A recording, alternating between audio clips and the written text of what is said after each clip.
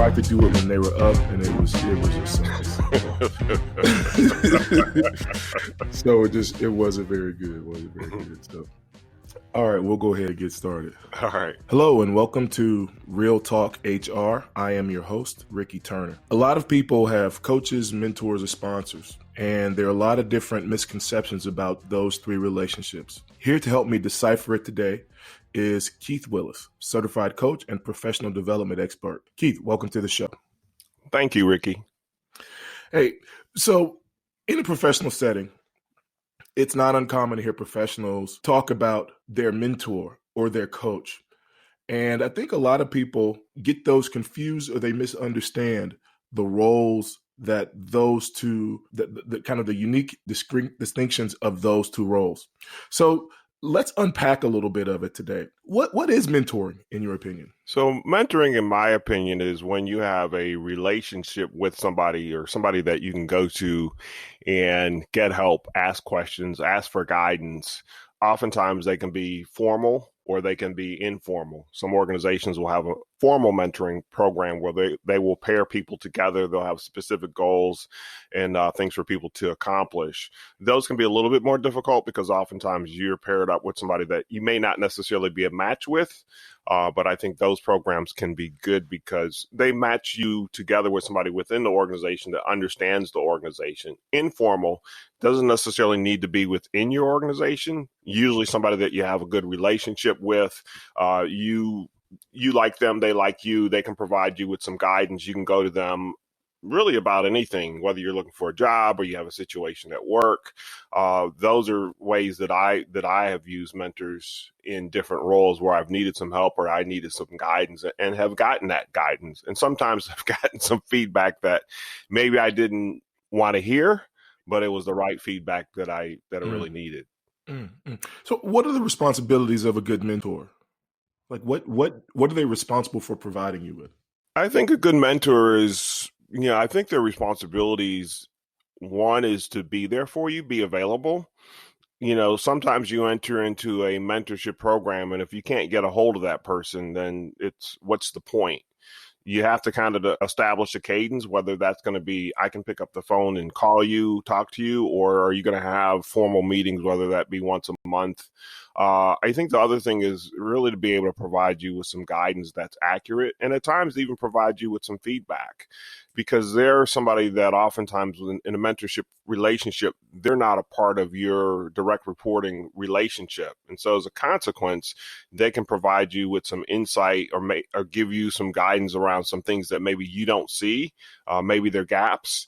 And so I think that as a good mentor, you play a pivotal role in somebody's development and helping them see those blind spots and help people sometimes over those rough spots from a professional standpoint.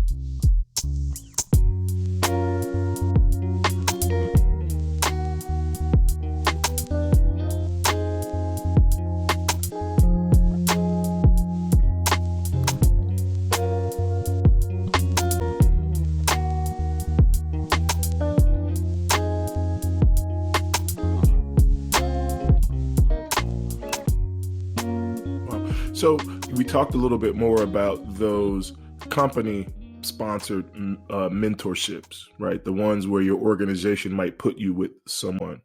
What should people expect from that relationship in terms of anonymity, right? Or privacy, right? If I get a company mentor, is the company mentor going to tell my boss all the bad things about me? What happens there?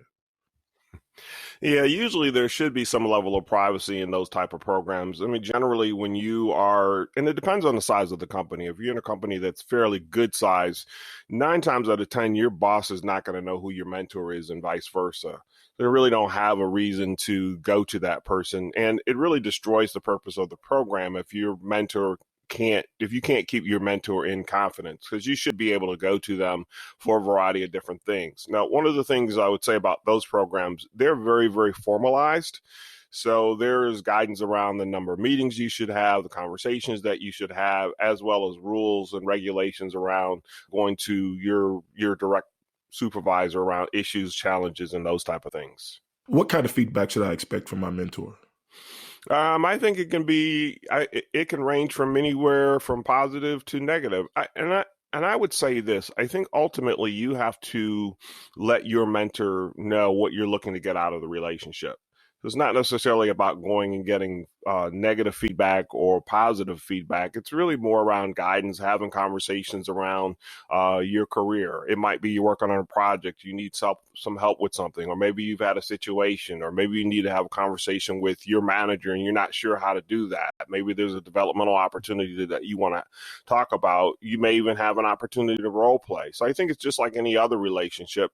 Over time, you're going to get some insight into some strengths because they're going to have an opportunity to talk with you on a regular basis. So there may be some observations. There may even be some things that they've heard that maybe they feel that you need to know about. And some of those things could be positive. They may say, hey, did you realize that you're really strong in this area? It may be business acumen. It may be communication. It could be anything that will help you along your way. Okay. So then what is coaching? So coaching is interesting. So I categorize it in two levels. Number one, there's coaching that somebody gets from their manager as a part of a direct report managerial relationship. We talk about coaching. Maybe somebody has a one-on-one with their boss. A part of that may be coaching around performance. Maybe it might be skill development. Oftentimes when we think of coaching, we think of it as negative, but one of the primary roles of a manager is to provide coaching and feedback. So coaching happens as a part of feedback. Now, that being said, I think there's a difference in managerial coaching because at times a manager needs to provide guidance and direction. And so we often will call that coaching. That's not really coaching. Coaching is when you lead somebody to the answer. So if you and I are in a coaching relationship, I don't give you the answers. What I do is we have some conversations. You have specific goals and objectives that you want to get out of a session. And I kind of help lead you to that, provide some insight by listening and providing some of that insight and then helping you come up with action plans. So ultimately, you're the one that comes up with the direction of what should happen. And coaching should be more about that person, the client, coming up with something versus the actual coach. Now, the second relationship from a coaching perspective is when people pay for coaching. So that's more of an executive coaching relationship. And you usually find in a lot of some organizations will pay for coaching people director and above. And so they'll enter into that relationship. And sometimes, unfortunately, when people get coaching, it's when they have some behaviors or something that are perceived as negative. And I actually think that we utilize or underutilize coaching, because if you start coaching earlier for somebody earlier in their career, the impact can be profound. It could be as simple as they need coaching and help around business acumen. Maybe there's some skill sets that they haven't had an opportunity to work on. If you're going to be running a team, for example, how you're planning an organization may all have been around being an individual contributor. Well, how would you know what to do from a team perspective unless maybe you have a coach or you have some guidance?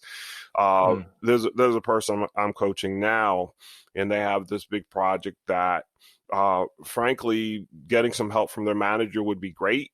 They haven't really gotten any coaching feedback or direction from their manager, and so we stumbled into this conversation about their development. And so I've been able to begin to coach them through that process of what that would look like. And so for them, it's a huge opportunity. They do really well on this project. 9 times out of 10, it will create an opportunity for them in the organization. So having a coach is very beneficial for them because I'm not going to give them the answers, but be able to brainstorm with them and help them come up with a plan that will help them be successful. So what should you look for in a good coach? You mentioned that you stumbled into that relationship, right? How do you go about finding a good coach, and what are the qualities that a person should look for? Yeah, so that one can be very tricky. If you go online and look, people tell you people should be certified. I think ultimately it's not necessarily about certification. I think it's about, do you click with that person? I think you should do some mini interviews. I think there's nothing wrong with asking for a mini session. It may be 20 to 30 minutes for you to get a sense of that person's style. Does that person lead you? Does that person try to give you all of the answers? You're going to find coaching in a variety of different ways. And I think ultimately you have to find a coach that works for you. If you're somebody that really wants more direction, well, you know what? I know what the data says, but maybe you should find a coach that's going to provide you with that direction if you're okay with that. And so I think that, there are a ton of websites, there are a ton of places that you can go and find coaches. I think, if you do, the ICF is International Coaching Federation. They have a website. They usually have a place where they have certified coaches. The different organizations, for example, Gallup, Strength Find, Clifton Strengths has a ton of coaches. Their focus is really on strengths. So a lot of organizations that will have coaches as a part of their organization that you can go to. And it really ultimately depends on what you're looking for. Yeah. So you and I both know that there are a lot of people that use the moniker executive coach. Oh, I'm an executive coach, right? And not to disparage anyone, right? But do you need to be certified to be a coach? I don't think you need to be certified to be a coach. I think the reason for certification is generally there are standards. And off the top of my head, I can't tell you what they are, but there's several different organizations. And so there's some consistency. Usually if you go through a coaching program, there will be some type of process. There will be some ethical considerations, some moral considerations. It's kind of a standard that generally organizations will follow. If you go through ICF certification, at least one of the benefits there is your coaching sessions have been recorded, you've gotten feedback, you've been mentored, you have a certain number of hours that you have.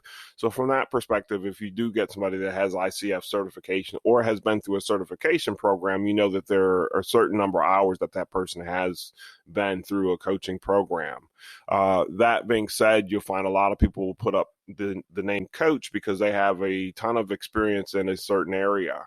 And so what they will often do, they'll sell you a program. So, I mean, I guess you can argue and say, is that coaching, or is that a program where they're providing you some guidance and some instruction? So here again, I think you have to be really careful and be very clear about what is it that you're looking for in a coach and what you want them to do for you.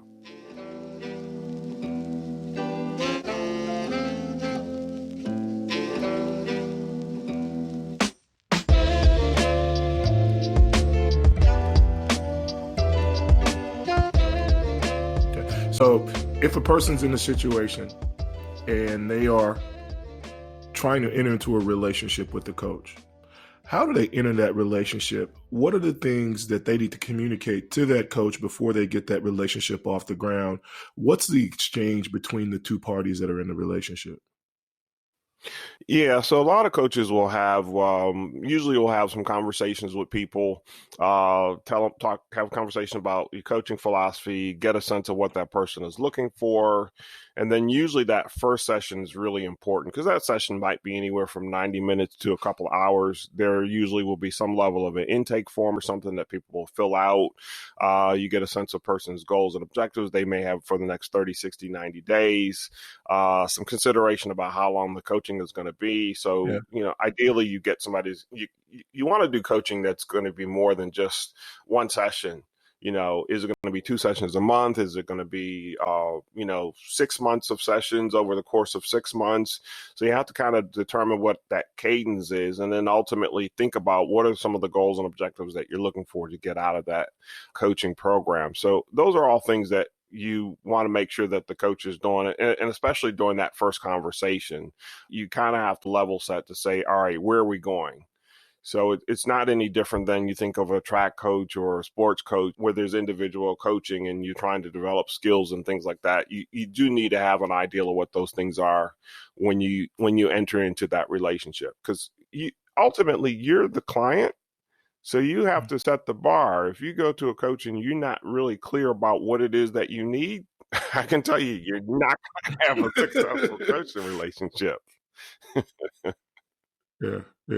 I got you. So compare and contrast for me the two relationships. How is coaching similar to mentoring? How is it different, right? And the goal here is to kind of clarify for people so that they understand what they're getting into when they're in the two relationships. One, they are different types of relationships, but explain for us how they're different and what the outcomes of each relationship should be. Yeah, so I'll start with coaching. So coaching is more formal. It may not seem like it if somebody gets on the phone with their coach.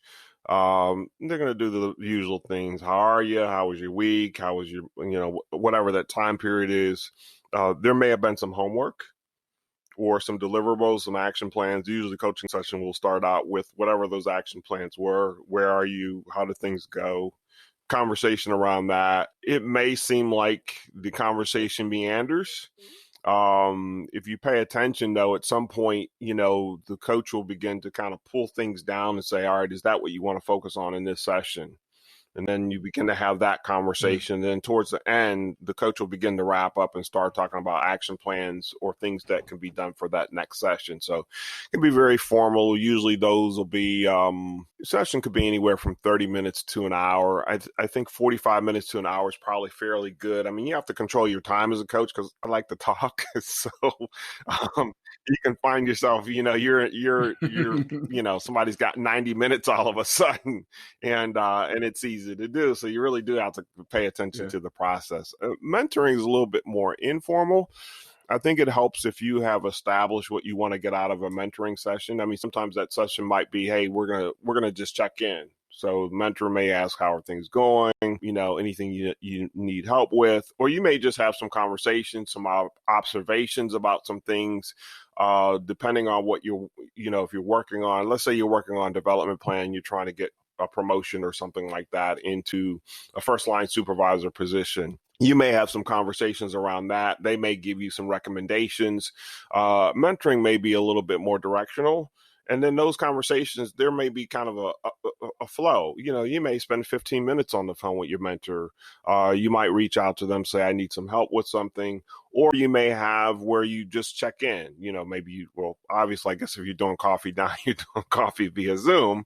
But, you're going to have these check-in conversations to see how things are going. And at times it may not even seem like where anything has come out of that's been of any significance, but sometimes just listening to somebody else's experiences can be very valuable. So maybe it doesn't help you today, but maybe it helps you tomorrow, where you have these conversations where people provide you insights into, well, how do you develop yourself professionally? I had somebody tell me about, he called them nighttime projects. He said, you need to get a nighttime project. And so it's like, you gotta wrap your head around, well, what's a nighttime project? Well, they call it a nighttime project because it's a project you work on at nighttime because you still have your day job. Now, obviously, you might take some time out during your day job to work on this nighttime project. But his point was, when they're going through succession planning and they're talking about people in the room, it's the people that are on these nighttime projects that get visibility because people in senior management actually see them. And so just getting some insight in that. And this is a one-on-one that I set up with somebody. And over the course of, my career, I had several conversations with this person, and they were great at, from a developmental process, because they really provided some insight into, what do you do to get developed and why people that do a really good job don't end up getting promoted. He's like, because in succession planning, there's not enough time. Everybody doesn't get talked about. And so he talked about things like, oh, you probably should interview once a year, because when people figure out that you can go and you have options, it gives you opportunities within the current organization. I didn't have a ton of those conversations, but they were just so valuable. The nuggets that were there, they were priceless.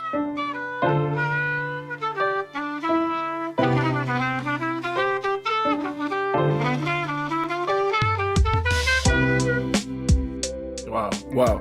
Now, there's a third relationship that's out there, and it's called sponsorship. What is sponsorship? Yeah, so sponsorship, you have to earn sponsorship. So sponsorship, I like to say you hitch your wagon to some degree to somebody, and they pull you through. And I'm being a little facetious about that, but basically sponsorship is when somebody says, I'm vouching for this person. They're putting their credibility on the line for you and giving you an opportunity. I had a boss that used to say that, especially when you're interviewing internally, it should be your job to lose. And so what that means that you really need to have a sponsor. I think over the course of my career, one of the guys I started out with at J&J ended up being a sponsor for me. In fact, you and I probably never worked together if it were not for him, because, my work at that company was because of his sponsorship. He went to my boss and basically said, this is the person that I think you should hire for this position. Now, I obviously did very well during the interview process and everything, and I earned my spot there, but it was because of sponsorship that I ended up there and had an opportunity to do some great things. So I think it's a key element that people miss. I'm actually putting together a course. It's called Never Look for a Job Again. Obviously, you have to look for a job to some degree, but I came up with this idea because a guy that used to work for me, somebody came to him and said, hey, we have this opportunity. Would love for you to take it. And so he said, look, I can't relocate, my family, this, that, and the other. A couple of months later, this person came back to him and said, hey, look, it's COVID. Everybody's working from home. And no one may be going back to the office by maybe the middle of 2021. And to be honest, everything's going to be changed anyway. So really want you to do this job. Yeah. So basically, he steps into this role. I believe, I don't remember, I think it's an associate director role. I mean, and it happened pretty quickly. And so the point of it is that somebody reached out and they grabbed him. And, in a sense, that person is their sponsor. And as they move up through the organization, chances are, if he does a great job, chances are they're going to end up following them. And you see it in senior management. Somebody goes from one organization to another organization, they take their people with them. And so sponsorship is a key element. And I think a lot of people, the difference between mentoring and sponsorship is a mentor is not necessarily advocating for you. They're providing you with guidance. An advocate is basically they're touching you and saying, hey, this is a person we need to move through the organization. And I think a lot of people miss the opportunity to develop those sponsorship relationships. And it can be difficult because we don't talk about sponsorship a lot. Mm-hmm. So this sponsorship sounds like a pretty sweet deal. How do you get one of those things? I think there's a level of trial and error, to be honest. I think through, I think of some people that are in positions. I think one, you have to develop a relationship with people, number one. I think number two, I think at the end of the day, it's all about performance. No one's going to sponsor you unless you have to have outstanding performance. You have to have a reputation. So we talk about branding. This is a sense where branding becomes very, very important. Your reputation precedes you. That's how you're going to get a sponsorship. And so the things that you do every day, doing your job, I think in some cases you have to worry less about chasing down a sponsor than you need to work. You basically need to do your job. And you need to do a very good job. You need to be able to collaborate with people. Yeah. All the things that we look for in A performers, that's what you need to do. And at the same time, you need to develop some relationships. You need to develop a network. You need to let people know what you're doing, get some exposure, and then that will get you a sponsor.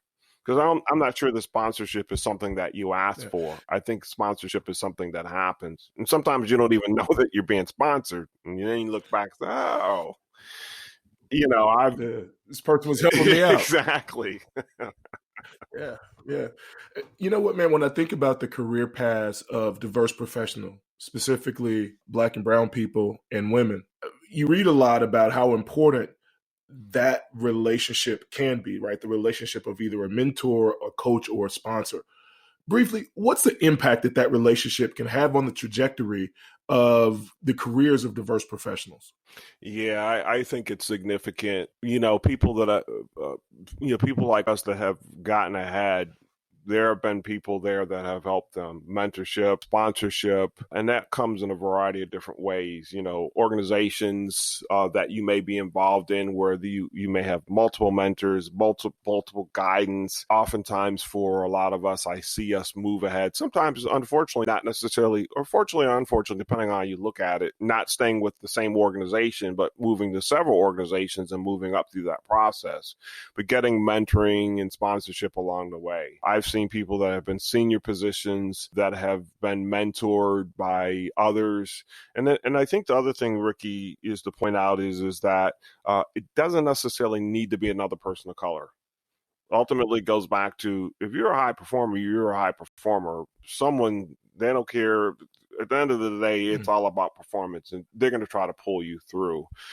So I just think that it's so key. I remember this is many years ago. I was a sales representative, and one of the guys there at the time was a district manager, and so he provided me a lot of mentoring, and then eventually he ended up in marketing. And so, we continue to have those conversations. And one of the key things he had told me, you need to think in terms of like your manager today. And he said, basically people promote you. So if you're helping a lot of people, you're doing all the right things, eventually somebody says, who's this person? Everybody's going to want to get to know you. And so I eventually became a district manager. This person now is very, very senior in another organization. And while I don't know this definitively, I'm pretty sure that I've known some of his mentors. I'm pretty sure that some of his mentors have been CEOs. They're also in a African-American nonprofit organization where he's one of the officers in that organization. And one of the missions of that organization is basically to get folks to the vice president level. And so I think through the programs and things that they've had, that they've been able to do that. And as part of that, they've had a formalized mentorship program. And so people have taken the opportunity to talk to people across the industry and get a sense of what are the things that I need to do to get to the next level. And so for us, I think it's really important because we have some challenges that we have to contend with. I mean, unfortunately, we have to do more to get ahead. And so as a collective, we have to work together to be able to do that. And I have seen that when people have done that it has worked.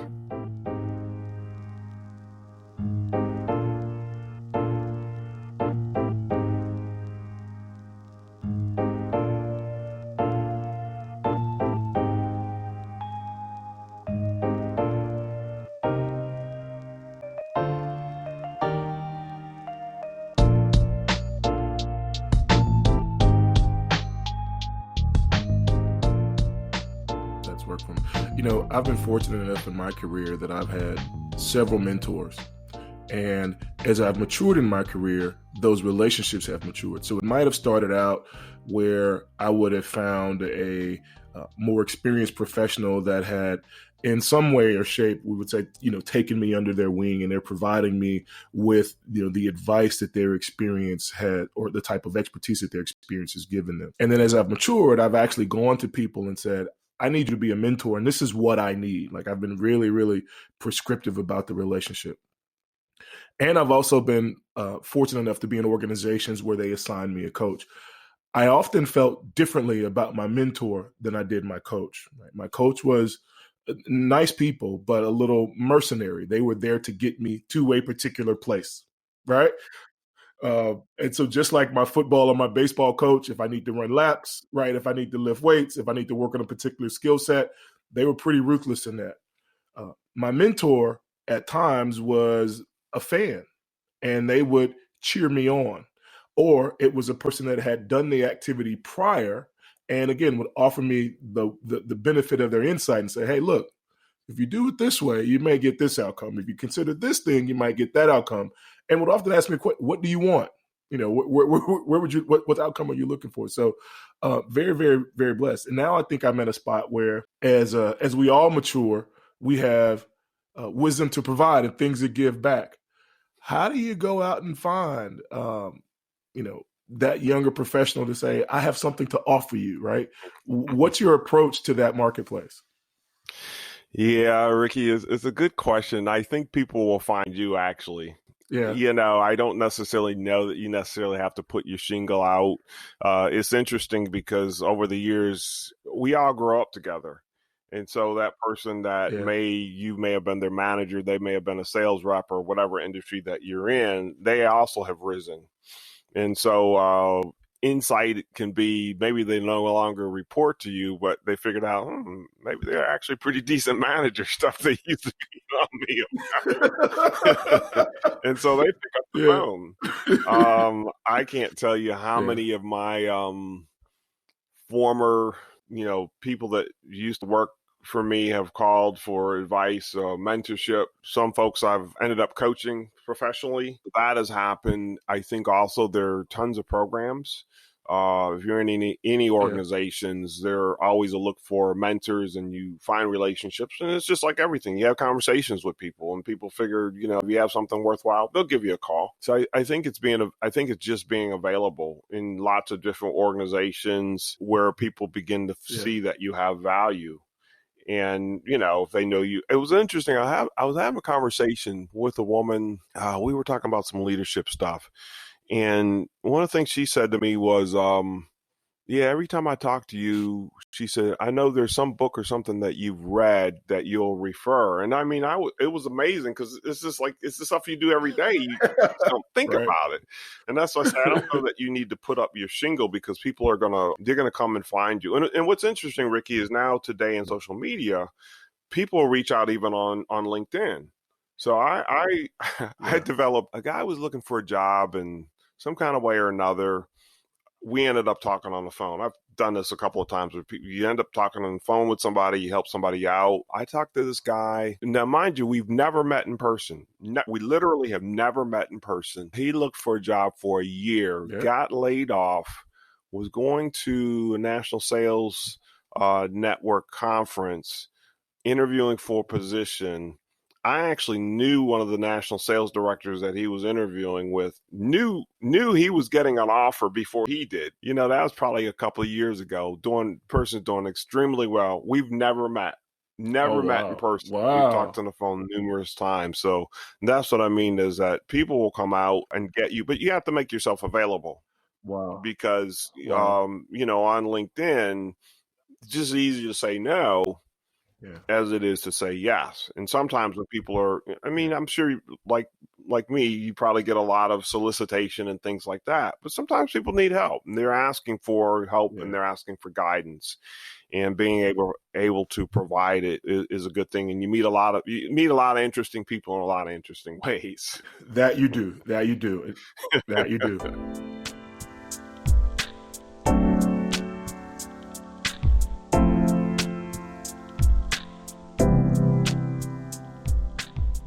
And so we're going to leave it right there for today, man.